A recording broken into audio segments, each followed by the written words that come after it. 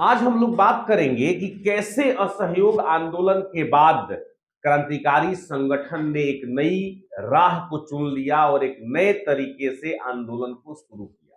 आपको पता है कि यह असहयोग आंदोलन जो था वो युवाओं के मन में एक आग जगा दिया था स्वतंत्रता को लेकर। जब गांधी ने असहयोग आंदोलन का बिगुल बजाया था और जनता से आह्वान किया था, तब सभी लोगों ने मिलकर सरकारी स्कूल और कॉलेजों को छोड़ दिया था, अदालतों का बहिष्कार कर दिया था, सरकारी पदवियों को लौटा दिया था, विदेशी कपड़े त्याग दिए थे और खादी को अपना लिया था। इन बातों का देश के लोगों पर बहुत गहरा असर हुआ था। आपको पता है कि लाखों लोग पहली बार अंग्रेजी सत्ता के सामने टिके हुए थे और लड़ने को तैयार थे। गांव गांव शहर शहर में एक ही नारा गूंजने लगा, अब आजादी दूर नहीं है। ये आंदोलन चल ही रहा था, तभी गोरखपुर के चौरी चौरा में पुलिस ने एक शांत जुलूस पर गोली चला दी, जिस कारण लोगों की भीड़ भड़क उठी और पास के थाने में जाकर लोगों ने आग लगा दी, जिसमें 22 पुलिसकर्मी जलकर मारे गए। यह खबर जब गांधी तक पहुंची तो उन्होंने इसे अहिंसा के आत्मा पर प्रहार कहा। 12 फरवरी 1922 को पूरा असहयोग आंदोलन एक झटके में गांधी ने वापस ले लिया, यानी कि बंद कर दिया। इस आंदोलन में युवाओं की बड़ी भूमिका थी, क्योंकि असहयोग आंदोलन शुरू होते ही देश के लाखों युवा आगे आ गए थे। लाहौर नेशनल कॉलेज से छात्र रहे भगत सिंह, सुखदेव और यशपाल ने पढ़ाई बीच में ही छोड़ दी थी। युवा विदेशी कपड़े जलाने से लेकर, चरखा चलाने से लेकर, रैलियों में भाग लेने से लेकर सभी जगह सबसे आगे रहते थे। चंद्रशेखर आजाद उस वक्त मात्र 15-16 साल के थे। गांधी जी की सभाओं के लिए चंदा इकट्ठा करते थे। राम प्रसाद बिस्मिल नाम आपने सुना होगा, अपने जोशीली कविताओं से युवाओं का दिल जीत लेते थे। भगत सिंह तो मात्र 13 से 14 साल की ही उम्र में गांधी जी का भाषण सुनकर घर से निकल पड़े थे और आंदोलन में कूद पड़े थे। इन नौजवानों ने बहुत कुछ त्याग किया था इस आंदोलन के लिए। इन्होंने पढ़ाई छोड़ दी, अपनी नौकरी और भविष्य दांव पर लगा दिया। ये जेल भी गए, परिवार की नाराजगी भी झेली, लेकिन 1922 में जब एक चौरी चौरा कांड के तहत गांधी जी ने इस पूरे आंदोलन को वापस ले लिया तो युवाओं को इससे एक बड़ा झटका लगा। उन्हें लगा कि हमने तो सब कुछ छोड़ दिया, और एक घटना ने पूरे आंदोलन को बंद कर दिया। अब उनके मन में यह बात घूम रही थी कि हमारे त्याग की कीमत क्या मिली। इस असहयोग आंदोलन के बाद जब यह बंद हो गया तो अब रास्ते दो हो गए। सभी लोग दो गुटों में बट गए। पहला गुट जिसमें गांधी का नेतृत्व था, जिसमें अहिंसा, सत्याग्रह, नैतिक शक्ति और चरखा चलाने की बात थी, और गांधी का विश्वास था कि बिना हिंसा के अंग्रेजी राज्य को झुकाया जा सकता है। लेकिन अब दूसरा रास्ता जो नौजवानों ने अख्तियार किया, यानी कि नौजवानों ने क्रांति का रास्ता चुना। इनका मानना था कि जो सत्ता बंदूक से राज करती है उसे शांतिपूर्ण अनुरोध से नहीं हटाया जा सकता है। इसलिए उन्होंने हथियार उठाने का फैसला किया। इसी फैसले से जन्म हुआ भारत के सबसे साहसी गुप्त संगठन हिंदुस्तान रिपब्लिकन एसोसिएशन, जिसे HRA कहा जाता है, उसका, जिसे क्रांति की जननी भी कहा जाता है। 9-10 अक्टूबर 1924 को कानपुर में उत्तर भारत के तमाम क्रांतिकारियों द्वारा पहली बार एक ध्वज के नीचे एकत्रित होकर HRA की स्थापना की गई। इसके मुख्य सदस्यों का भी नाम बताना जरूरी है, जिसमें राम प्रसाद बिस्मिल यूपी से आते थे, सचिंद्र नाथ सान्याल बंगाल से आते थे, योगेश चंद्र बनर्जी जो कि बंगाल से आते थे, अशफाक उल्ला खान शाहजहांपुर से आते थे, चंद्रशेखर आजाद मध्य प्रदेश से आते थे, राजेंद्र लाहिड़ी, मनमथनाथ गुप्ता, रोशन ठाकुर, ये बहुत सारे युवा इसमें शामिल थे। इस संगठन की सबसे खूबसूरत बात पता है क्या थी? अटूट हिंदू मुस्लिम एकता। एचआरए जब बन गया तो उसने अपना एक घोषणा पत्र जारी किया, और घोषणा पत्र को जारी किया था सचिंद्र नाथ सान्याल ने, और उस घोषणा पत्र का नाम था द रेवोल्यूशनरी, यानी कि क्रांतिकारी। यह पीले कागज पर छपा था, इसलिए इसे कहा गया पीला किताब या येलो मैनिफेस्टो। एचआरए का उद्देश्य पूरी तरह से आधुनिक था, सशस्त्र क्रांति के द्वारा ब्रिटिश शासन का अंत और आजादी के लिए एक लोकतांत्रिक गणराज्य की स्थापना, जहां राजा और महाराजा नहीं होंगे, सभी नागरिक समान होंगे और सत्ता जनता के हाथ में होगी। सोचिए कितनी शानदार उन लोगों ने अपनी सोच बनाई थी और एक विश्वास बनाया था इस एचआरए के अंतर्गत। लेकिन लड़ाई के लिए या आंदोलन के लिए या इस प्रकार की व्यवस्था के लिए तो पैसे चाहिए, इसलिए उन लोगों ने कुछ जगहों पर धन जुटाने के लिए डकैतियां भी की, जिसमें सबसे प्रसिद्ध डकैती रहा 1925 का काकोरी ट्रेन डकैती। राम प्रसाद बिस्मिल ने काकोरी ट्रेन डकैती की पूरी योजना बहुत सोच समझकर बनाई थी। उन्हें पता था कि शाहजहांपुर से लखनऊ जाने वाली train number 8 down Saharanpur Lucknow mail में हर महीने सरकारी खजाना भेजा जाता है। इस डकैती का असली उद्देश्य ब्रिटिश सरकार के धन को अपने कब्जे में लेना, ताकि क्रांतिकारी संगठन की आर्थिक सहायता हो सके। और इसमें सबसे महत्वपूर्ण बात, इस योजना में किसी यात्री को नुकसान पहुंचाने का कोई इरादा नहीं था।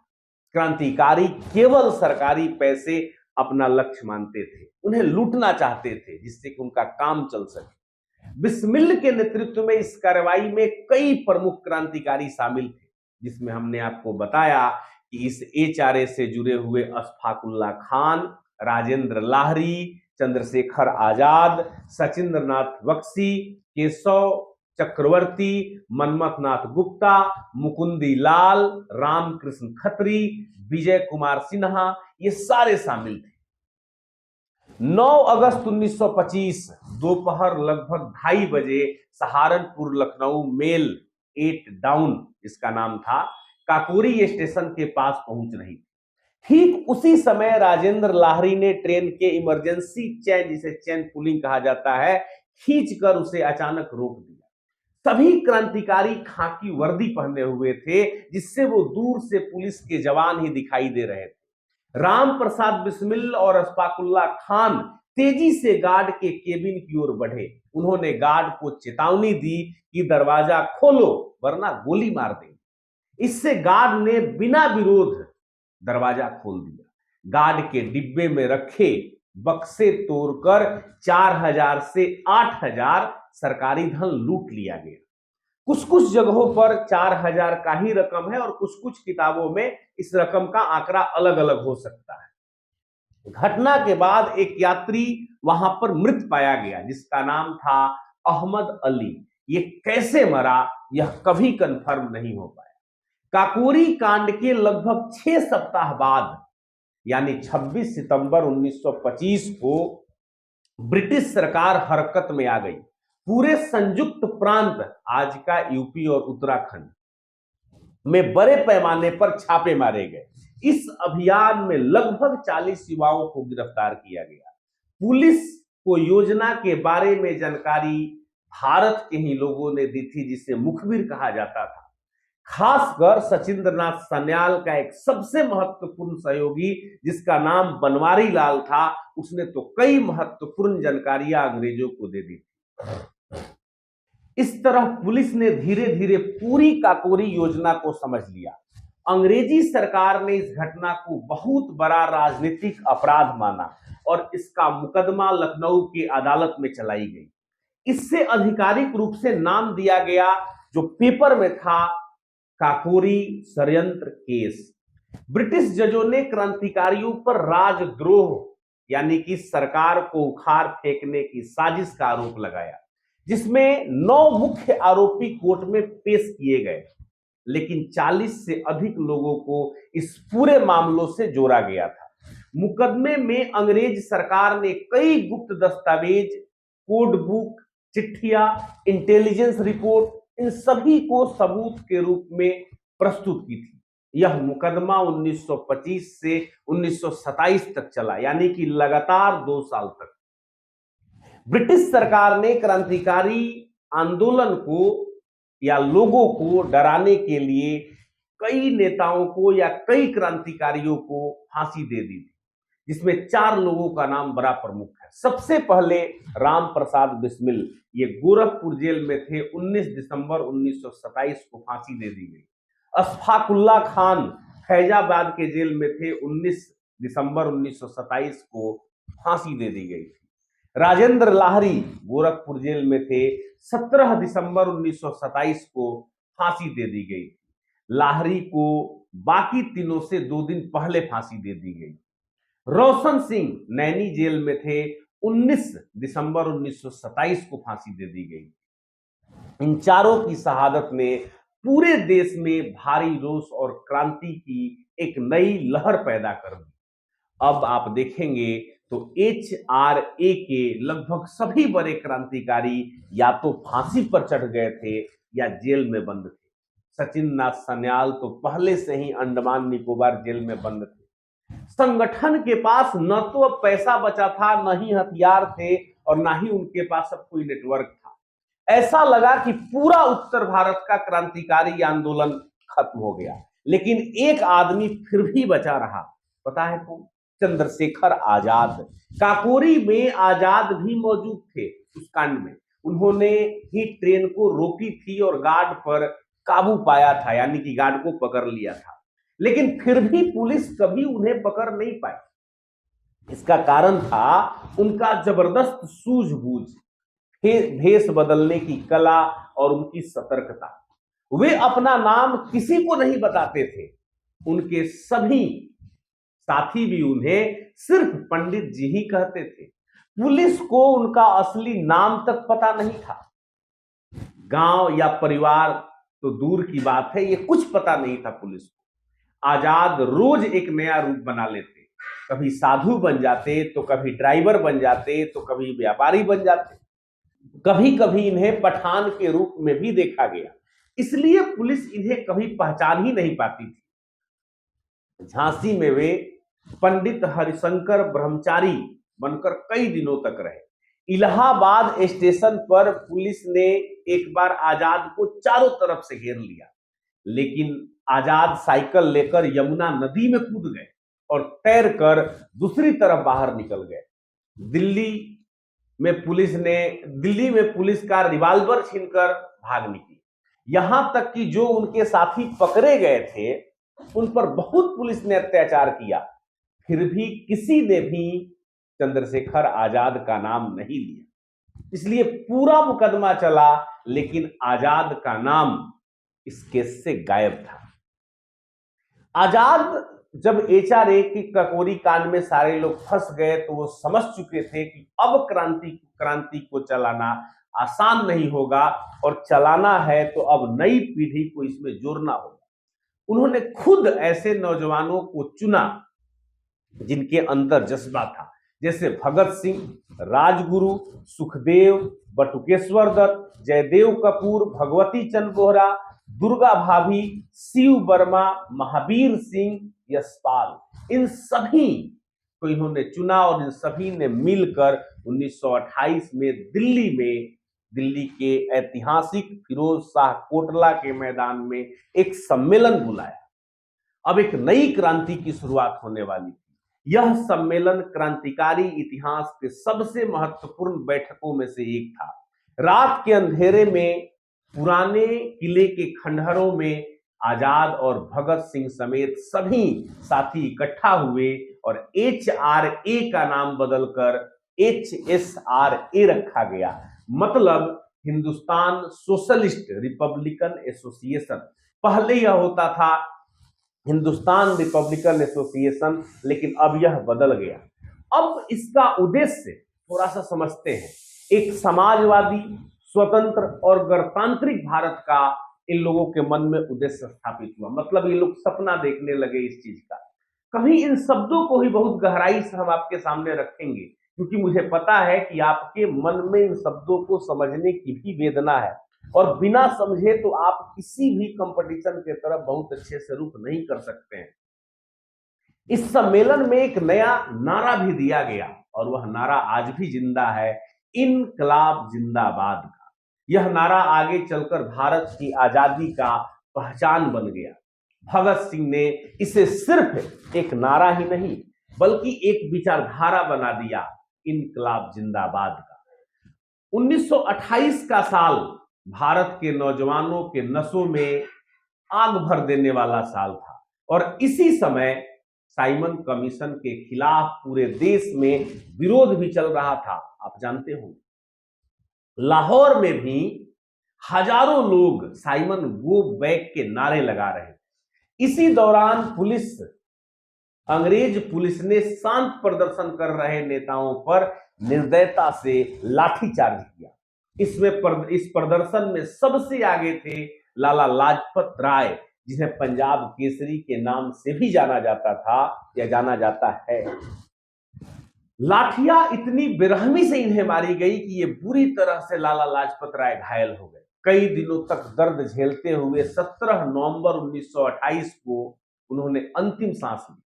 मरने से पहले उन्होंने एक ऐतिहासिक वाक्य कहा था अपने दर्द में, कि मेरे शरीर पर अंग्रेजों द्वारा चलाई गई हरेक लाठी ब्रिटिश साम्राज्य के ताबूत में आखिरी कील साबित होगी।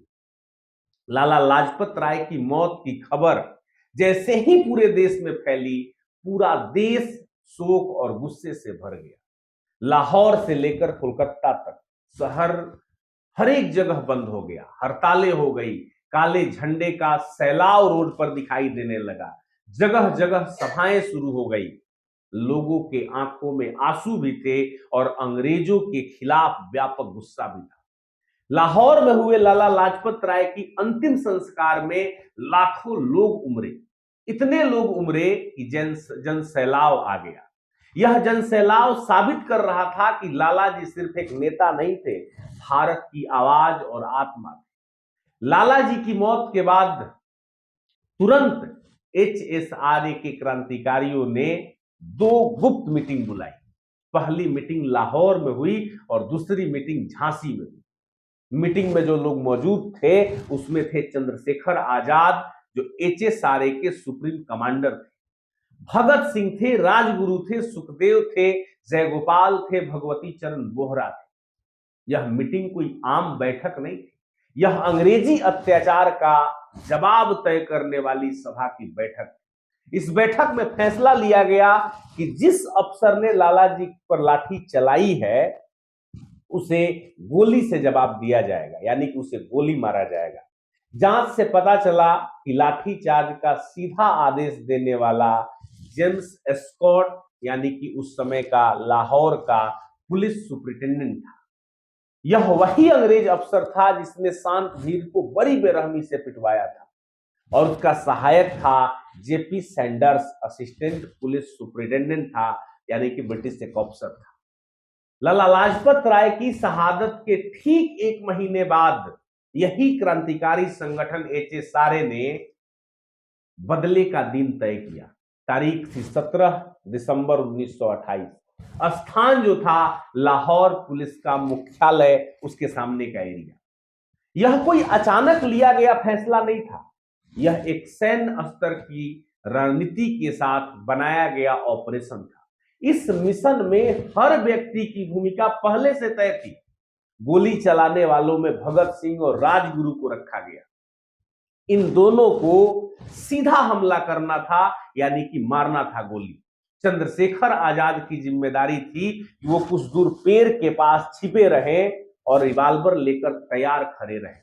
अगर पुलिस अचानक आ जाती है तो आजाद इन सारे लोगों को कवर फायर देंगे जिससे कि पुलिस से ये लोग बच सके। जयपाल, उनको काम दिया गया था कि जेम्स एस्कॉट का काफिला जैसे बाहर निकले उसे पहचान कर इशारा करें और भगत सिंह राजगुरु को बताएं कि भगत सिंह और राजगुरु गोली चला सके। वहीं पर कुछ दूर बगल में भगत सिंह और राजगुरु दोनों लोग साइकिल पे सवार थे। ये दोनों लाहौर पुलिस हेडक्वार्टर के बाहर खड़े होकर उसका इंतजार कर रहे थे। जयगोपाल से गलती हो गई। जेम्स एस्कॉट की जगह वह उसका सहायक जेपी सैंडर्स को पहचान लिया और उन्होंने इशारा कर दिया। जैसे ही सैंडर्स पर इशारा किया और सैंडर्स पास से गुजरा, राजगुरु ने तुरंत उस पर गोली चलाई। गोली लगते ही सैंडर्स सड़क पर गिर पड़ा। भगत सिंह साइकिल से उतरे और पास जाकर सैंडर्स पर दोबारा गोलियां चलाई कि वो जीवित न बच सके। पूरी तरह से ढेर कर दिया इन दोनों ने। अब गोलियों की आवाज सुनकर अंग्रेज कांस्टेबल भागते हुए चंद्रशेखर आजाद की तरफ बढ़ा पकड़ने के लिए, लेकिन आजाद पहले से ही तैयार थे और उन्होंने एक ही गोली में उस पुलिस का यानी कि सिपाही का हत्या कर दिया। सैंडर्स को गोली लगने की खबर फैलने के बाद पूरे लाहौर में दहशत हो गया। पुलिस सड़कों पर पागलों की तरह दौड़ने लगी। हर रेलवे स्टेशन पर भारी पुलिस बल तैनात कर दिए गए। हर बस अड्डा तलाशी लिया जाने लगा। हर गली, हर मोड़ पर बंदूकें तन गई थी। सबको पता था गोली चलाने वाला एक नौजवान था जो पगड़ी पहने हुए था, जिसकी दाढ़ी मूछ थी। भगत सिंह का चेहरा कई लोगों ने यह कांड में साफ साफ देख लिया था। ऐसे माहौल में अगर भगत सिंह अकेले 2 मिनट के लिए भी बाहर निकलते तो बच नहीं पाते। अब नया खेल शुरू होता है। एक महिला का भी नाम इस क्रांतिकारी में हमने जोड़ा था, दुर्गा भाभी का। उनसे थोड़ा परिचय कर लीजिए। वो मात्र 21 साल की थी। HSRA की सबसे साहसी महिला क्रांतिकारियों में से एक। वो भगवती चंद्र बोहरा की पत्नी थी और उनका एक 8 महीना का बच्चा भी गोद में था। जब सभी सोच रहे थे कि भगत सिंह अब कैसे भागेंगे, कैसे बचेंगे, तब दुर्गा भाभी ने एक ऐसा आइडिया दिया जिसने इतिहास रच दिया। उन्होंने कहा, भारत को भगत को अंग्रेज साहब जैसा बना दो। मैं उनकी अंग्रेजी मेम बनूंगी और हमारा बच्चा हमारे साथ होगा। पुलिस एक अंग्रेज पति पत्नी और बच्चे को कभी नहीं रोकेगी। देखिए किस प्रकार का आइडिया था। उनकी बातें सुनकर सब एक पल के लिए शांत हो गए। यह प्लान इतना अनोखा था कि अंग्रेज के दिमाग में कभी इसके लिए शक उत्पन्न नहीं हो सकता था। पुलिस पूरे लाहौर में भगत सिंह की तलाशी कर रही थी, पगड़ी वाला, दाढ़ी मूछ वाला नौजवान के रूप में। लेकिन भगत सिंह ने भी एक ऐतिहासिक फैसला लिया। उन्होंने अपनी दाढ़ी मूछ सब साफ करवा दी।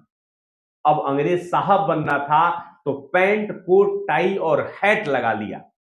बालों में बिलक्रीम लगाया, चश्मा पहन लिया। अब वह एकदम अंग्रेज अफसर लग रहे थे, जैसा दुर्गा भाभी ने योजना बताया था। दूसरी तरफ दुर्गा भाभी भी अंग्रेजी स्टाइल में फ्रॉक, हैट और ग्लव्स पहन लिए और 8 महीने का बच्चा गोद में ले लिया। अब ये तीनों एकदम परफेक्ट ब्रिटिश फैमिली जैसा दिख रहे थे। एक साहब, एक मेम साहब और उनकी नन्ही सी संतान। स्टेशन पर उस दिन माहौल पूरी तरह से डरावना था, जहां से लोगों को गुजरना था। हर तरफ पुलिस थे, हर चेहरे को शक के निगाह से देखा जाता था, हर यात्री की कड़ी तलाशी ली जाती थी।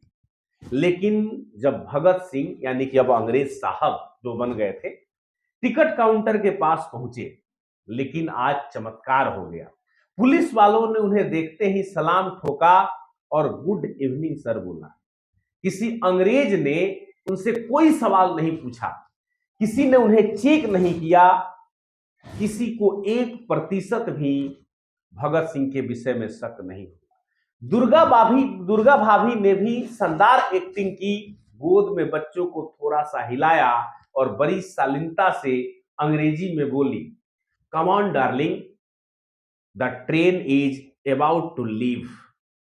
पुलिस जैसे ही सुना यह बात, उसने तुरंत रास्ता छोड़ दिया कि भाई कोई अंग्रेज बड़ी मैम है, कुछ तो उनके बैग को उठाने के लिए भी दौड़ पड़े, लेकिन उन्होंने रोक दिया। ठीक 2 मिनट बाद अंग्रेज पुलिस की आंखों के सामने भगत सिंह और दुर्गा भाभी और उनका बच्चा आराम से लाहौर से कलकत्ता जाने वाली ट्रेन में बैठ गए। ट्रेन भी चल पड़ी और अंग्रेज सरकार को भनक तक नहीं लगी। जिस आदमी को वो पूरे हिंदुस्तान में ढूंढ रहे थे, वह उनके सामने साहब बनकर निकल गया। उम्मीद है कि यह कहानी आपको समझ में आई होगी। हमने बहुत बड़ा वीडियो इसलिए नहीं किया क्योंकि आपको प्रॉब्लम होगी लंबा वीडियो देखने में। यह वीडियो जरूर देखें, कमेंट में बताएं कि आपको कैसा लगा, लाइक भी करें, शेयर भी करें, और जो बातें पहुंचानी है आप जरूर कमेंट में लिखें। Thank you so much. मिलेंगे हम लोग नेक्स्ट वीडियो में। थैंक यू, धन्यवाद।